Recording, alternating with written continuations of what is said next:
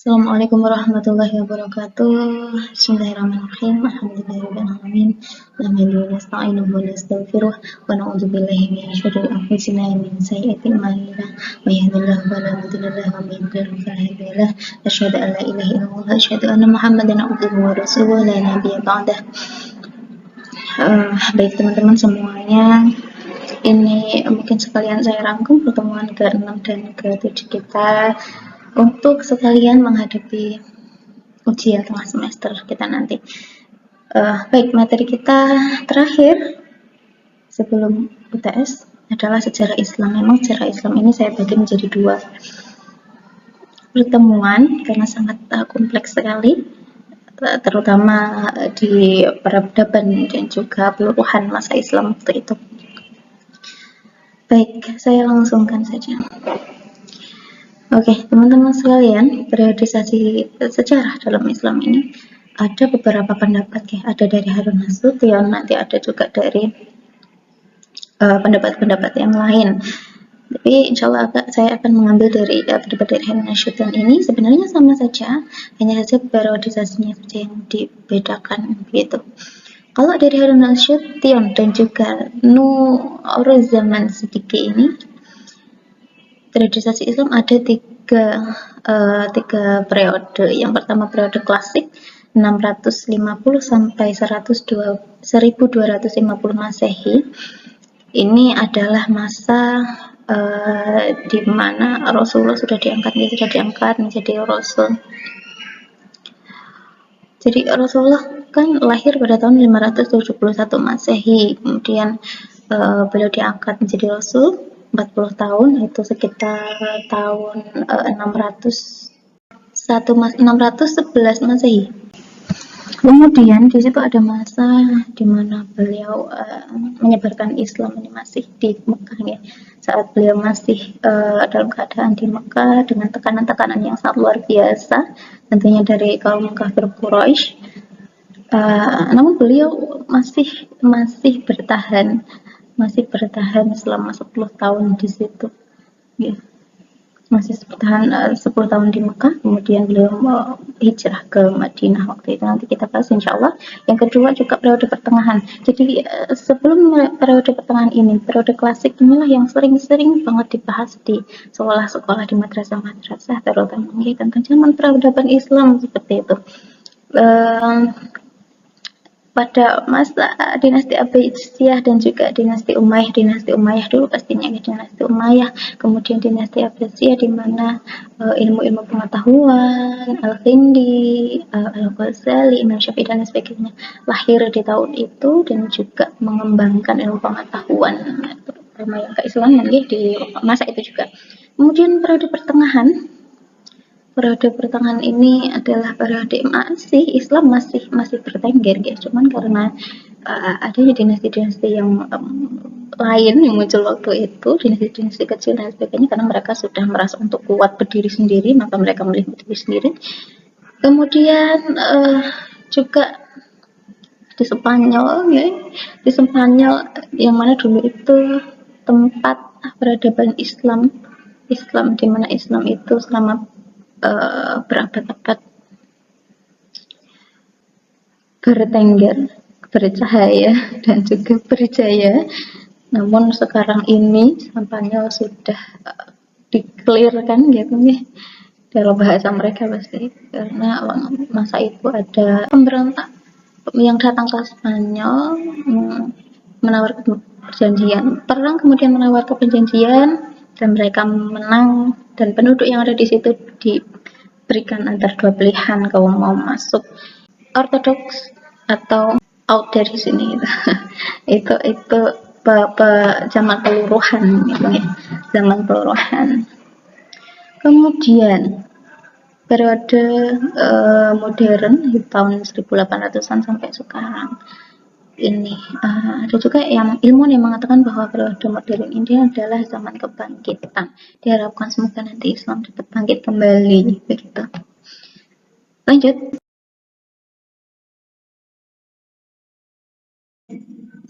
Di periodisasi Islam menurut Harun Nasution dan juga temannya, yang ini periodisasi Islam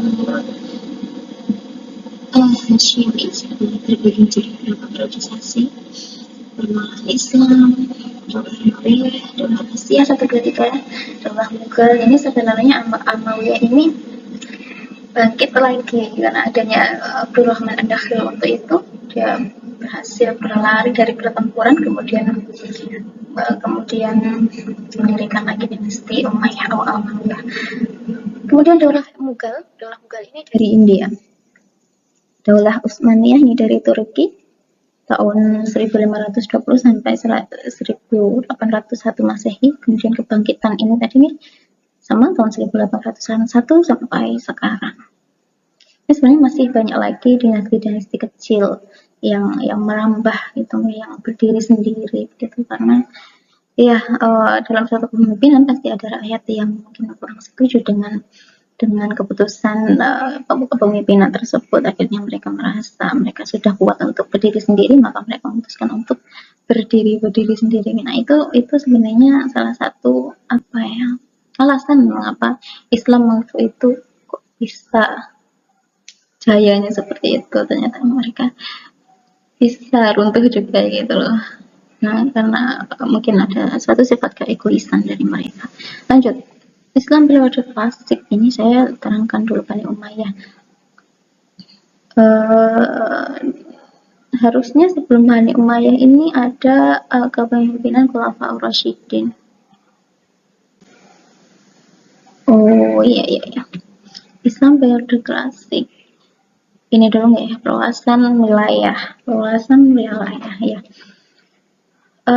Perluasan wilayah ini sejak zaman Nabi menyebarkan Islam pun sudah ada perluasan wilayah nih. Jadi waktu itu Nabi Muhammad SAW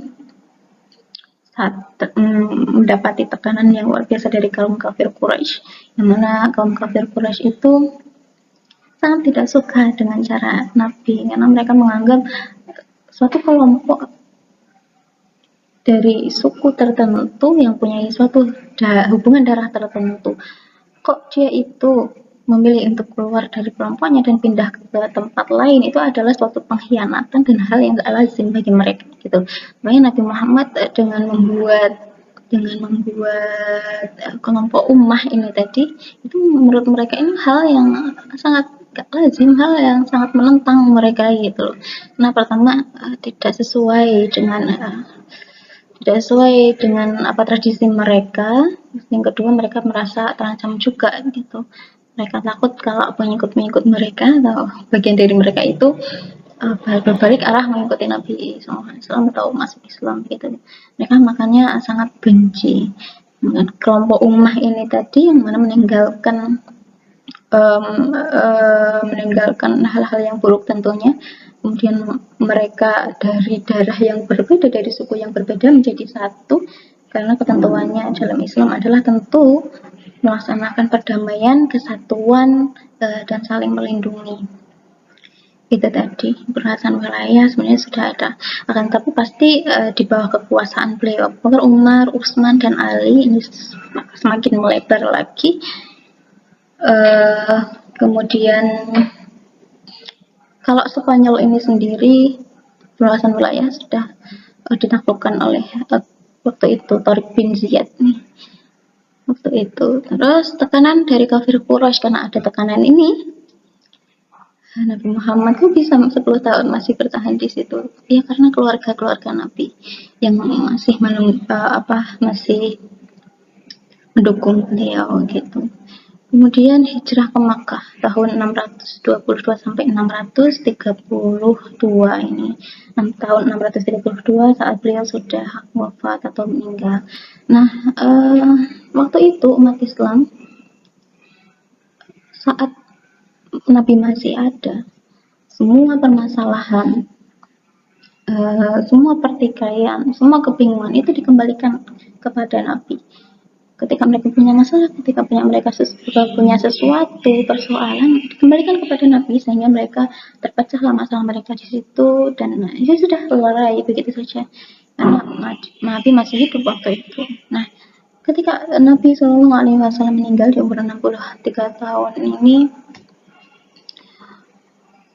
umat Muslim jadi kebingungan. Bahkan ada suatu kaum yang ketika Nabi itu sudah meninggal, mereka sudah nggak mau zakat lagi karena mereka menganggap perjanjian mereka sudah selesai untuk membayar zakat. Jadi mereka menganggap bahwa membayar zakat itu adalah perjanjian mereka kepada Nabi Muhammad. Itu ketika Nabi Muhammad sudah meninggal, ya sudah, tidak, mereka tidak membayar zakat lagi. Itu hal yang sangat ini Islam sebenarnya, bukan ketentuan Nabi Muhammad sendiri. Kemudian hijrah ke Makkah. Nah, setelah Rasulullah wafat tentunya ada persoalan-persoalan dan permasalahan yang umat itu tidak bisa menyelesaikan sendiri, mereka bingung gitu. Nah, di sini mulai ada kebingungan, mulai ada sesuatu yang bahkan umat Islam sendiri menganggap bahwa kepemimpinannya harusnya itu di tangan ini, yang satu menganggap kepemimpinan harusnya itu di tangan beliau ini. Saya bicarakan dulu tentang Khulafaur Rasyidin di sini. Jadi penerus beliau langsung pada Khulafaur Rasyidin. Yang pertama adalah Abu Bakar As-Siddiq. Abu Bakar ini menjabat selama 2 tahun saja, tapi beliau tidak karena dibunuh, ya. Walaupun mungkin ada yang tidak menyukai beliau, karena di sini ini di masa pertama ini sudah ada 2 kelompok baru. Pertama sudah ada kelompok Syiah dan kelompok Sunni. Kelompok Syiah ini mereka yakin bahwa penerus Nabi Muhammad itu sudah mengatakan, sudah berwasiat bahwa penerus beliau nanti adalah Ali, itu menurut Syiah gitu ya. Tapi menurut Sunni sendiri itu tidak dibenarkan, karena memang sebagian besar memang tidak dibenarkan bahwa Nabi SAW memberikan wasiat. Jadi menurut Sunni sendiri tidak dibenarkan. Mereka percaya bahwa Abu Bakar, Umar, Utsman, Ali itu adalah penerus yang sebenarnya gitu, melalui pembaiatan, melalui musyawarah gitu. Mereka juga mengakui Ali bin Abi Thalib. Kemudian yang pertama adalah Abu Bakar As-Siddiq. Kembali lagi, Abu Bakar As-Siddiq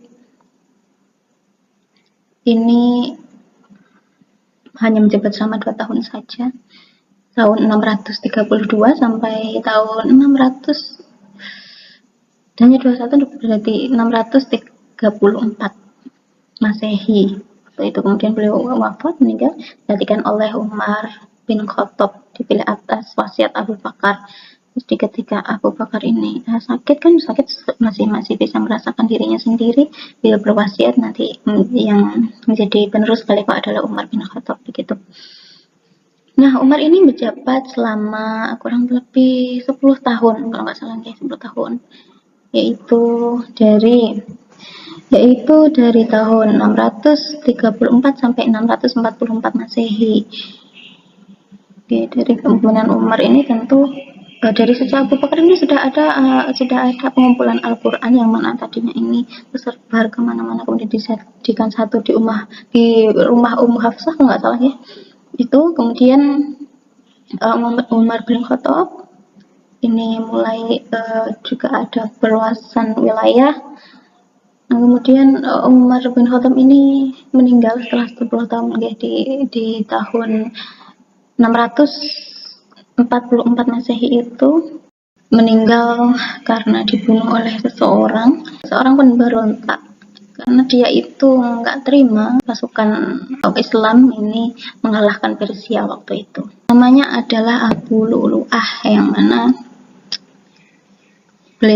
Abu Lu'lu'ah ini dia nggak terima karena dendam ini tadi pasukan Persia dikalahkan gitu. Yang selanjutnya adalah Utsman bin Affan. Ini yang menyebabkan nanti itu konon katanya ya, menyebabkan perseteruan saat Ali bin Abi Thalib menjabat. Bukan Utsmannya yang mengajarkan, akan tetapi ada sahabat beliau yang sangat dekat dengan beliau, dan sahabat beliau ini mengira bahwa kematian Utsman bin Affan ini karena Ali bin Abi Thalib gitu. Nah, Utsman bin Affan ini menjabat selama 12 tahun. Dari tahun 644 sampai 656 Masehi.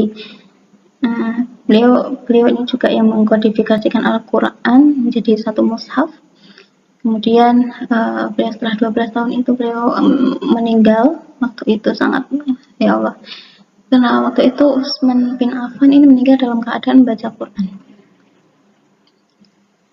Kalau Umar bin Khattab tadi meninggal karena dalam keadaan pas waktu itu menjadi imam sholat, kemudian ada yang membunuh waktu itu, karena kalau keadaan sholat ini adalah keadaan yang paling mudah bagi musuh untuk membunuh itu tadi, karena sedang khusyuk-khusyuknya. Kalau Utsman ini tadi beliau meninggal saat sedang membaca Al-Quran, kemudian ketika beliau itu ditusuk panah itu beliau masih membaca. Kemudian saat masih membaca itu beliau langsung dipukul, kemudian beliau ditusuk kembali dan beliau sampai meninggal. Sebegitu, padahal beliau adalah seorang khalifah. Ditancapkan panah beliau masih tetap membaca, sangat luar biasa sekali. Yang membunuh adalah diriwayatkan beberapa orang pembunuhannya itu diduga mereka itu menduga Utsman bin Affan ini melakukan nepotisme. Saat itu beliau mengangkat bukunya yang bernama Marwan bin Hakam menjadi seorang sekretaris negara. Ada yang tidak terima, dikira nepotisme, kemudian Utsman dibunuh. Kemudian tahun 656 Masehi dilanjutkan oleh kepemimpinan Ali bin Abi Thalib ini. Beliau menjabat tidak lebih lama dari Umar dan Utsman, dan khalifah dua itu hanya menjabat selama 5 tahun saja, dari tahun 656 sampai 661 Masehi. Kemudian, kenapa saya sisipkan Hasan dan Husain di sini? Waktu itu ini Hasan dan Husain cucu Nabi Muhammad SAW. Saya sangat tertarik dengan kisah ini. Nah, Nabi SAW ini sangat-sangat menyayangi kedua cucunya, karena cucu yang laki-laki gitu. Saat itu Hasan yang selalu dicium lehernya dan Husain yang selalu dicium kepalanya. Mereka berdua meninggal sekitar tahun 670-an Masehi dan 680-an Masehi.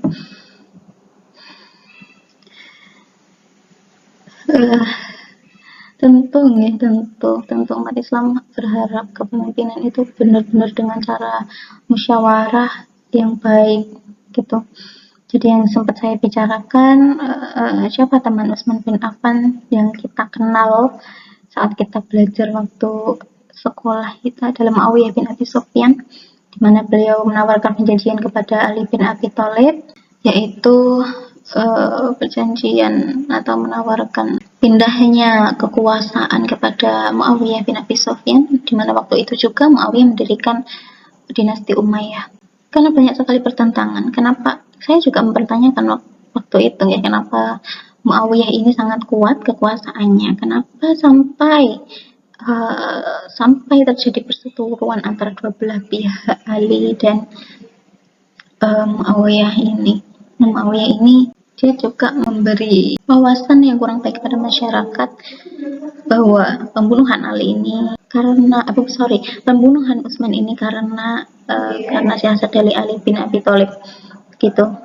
Makanya waktu itu kelompok yang tadinya itu mengharapkan dan memihak pada Ali bin Abi Thalib itu keluar dari barisan Ali bin Abi Thalib. Kemudian yang keluar ini tadi merupakan kelompok Khawarij yang keluar dari kelompok Ali bin Abi Thalib karena keputusan Ali bin Abi Thalib yang mana membolehkan Muawiyah memimpin gitu.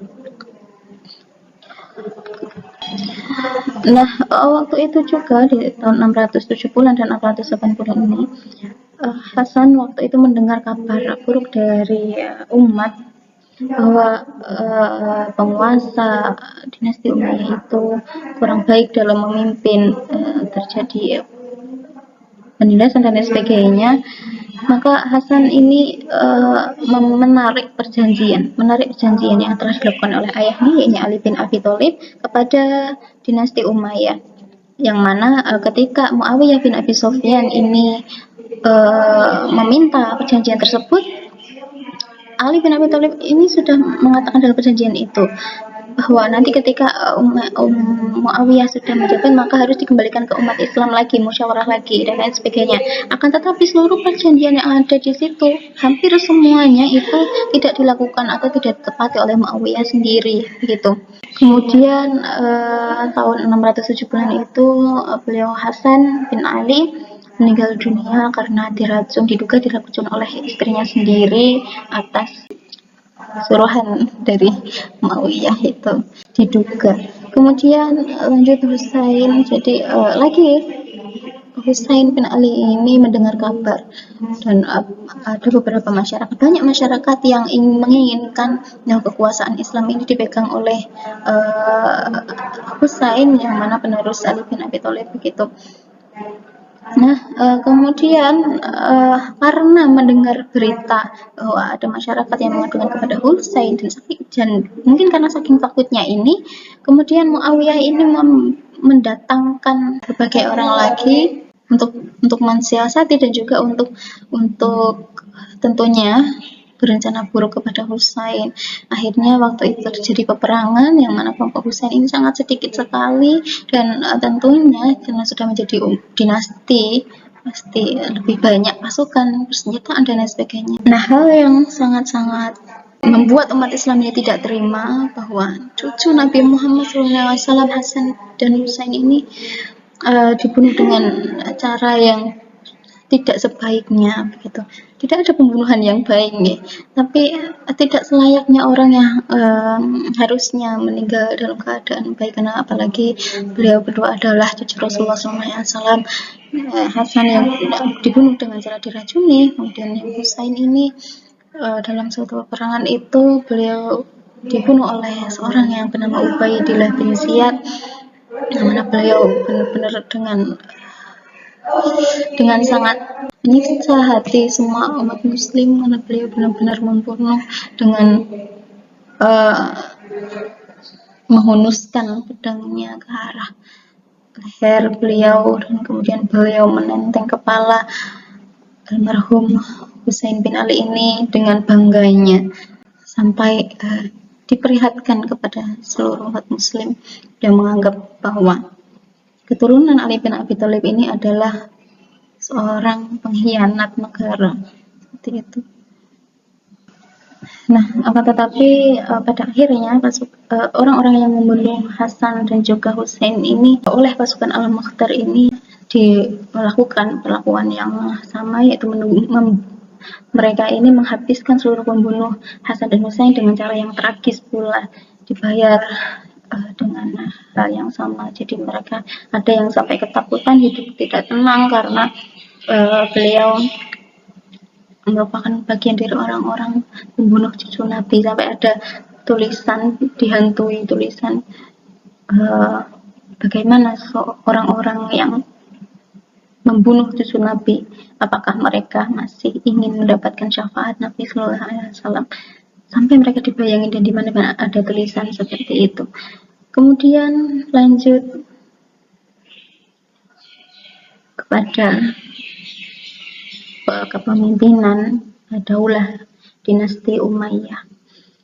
Daulah dinasti Umayyah tentu pendirinya kita sudah tahu dari tadinya, yaitu Muawiyah bin Abi Sufyan. Akan tetapi tidak bisa sendiri, tidak bisa kita hilangkan bahwa peradaban Islam memang ada di dua dinasti ini, walaupun setelah itu nanti lebih, walaupun ada masa penurunan, ada masa kebangkitan kembali di zaman tadi kerajaan Turki, Utsmaniyah, dan lain sebagainya. Di Daulah Bani Umayyah, pasukan Islam ini menyebar sampai ke Spanyol, Syria, Palestina, Arab, dan juga Afghanistan, gitu.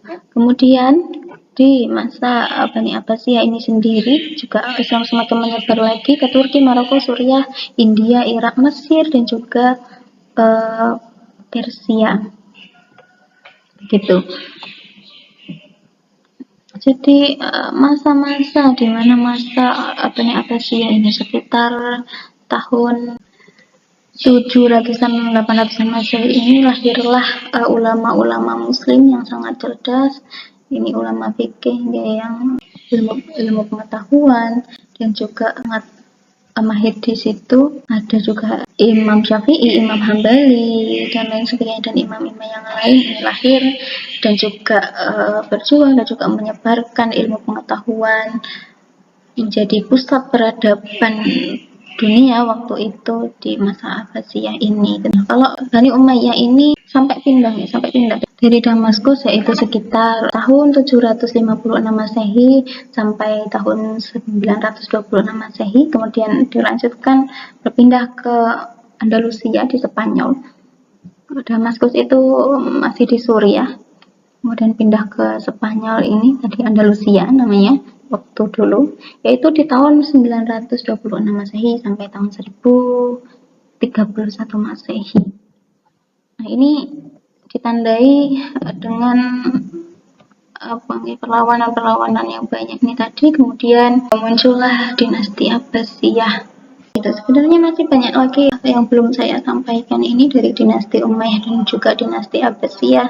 Tentu di balik cerita-cerita tragis dan cerita-cerita yang menyayat hati kita masing-masing, tentu tidak boleh kita lupakan bahwa Islam itu pernah memimpin dunia ini. Bahkan pernah saya katakan bahwa orang non-muslim pun saat-saat ini, saat modern ini sangat menginginkan orang-orang Islam ini kembali memimpin peradaban, karena dulu berabad-abad, mungkin sekitar 700 tahun Islam memimpin dunia, dan waktu itu maslahat mereka merasakan baik-baik saja, tidak seperti ini di mana sistem hierarki, di mana sistem perpajakan ini dimulai menjadi sebuah negara dan perekonomian diobrak-abrik semuanya. Kita dibikin bagaimana caranya kita mengonsumsi produk lain, entah itu kita bisa dibikin sakit. Sekarang zaman teknologi ini kita diberi kecanduan oleh teknologi dan lain sebagainya. Ada niat buruk yang terselubung dari perkataan-perkataan dan unjukan yang baik.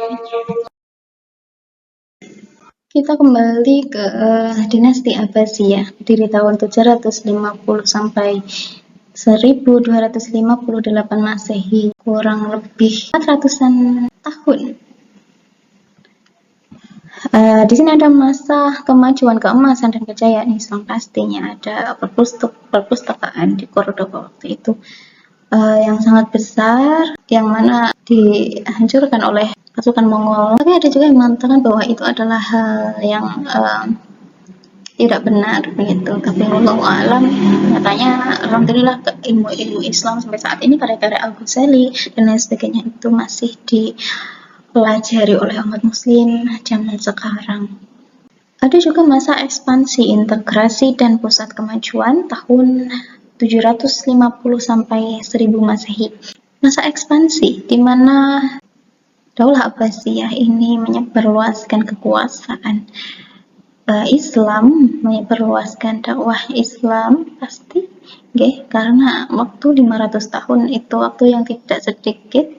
Pasti masyarakat dan umat Islam ini menjalin perdagangan, kerjasama dengan orang-orang yang lain, antar suku, antar wilayah, dan lain sebagainya, sehingga tersebarlah Islam di situ. Kemudian masa integrasi. Nah, masa integrasi ini di mana proses penyatuan budaya, suku, dan lain sebagainya, penataan sosial, ekonomi, dan lain sebagainya ini terjadi. Artinya Islam alhamdulillah mengalami kemajuan yang pesat waktu itu.